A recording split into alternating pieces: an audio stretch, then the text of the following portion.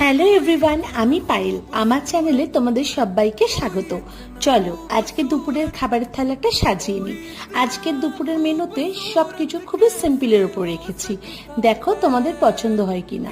সবার প্রথমে খাবার থালাতে নিয়ে নিয়েছি গরম গরম ভাত, সাথে নিয়ে নিয়েছি শাক ভাজা, আলু ভাজা, পটল ভাজা, কুমড়ো ভাজা, বেগুন ভাজা।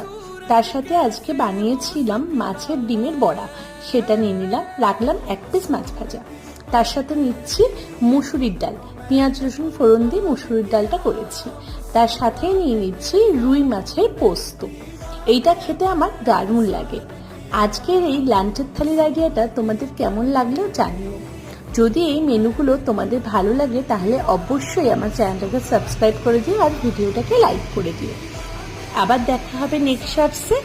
আজকের মতো এখানেই শেষ করলাম। চলো, টাটা।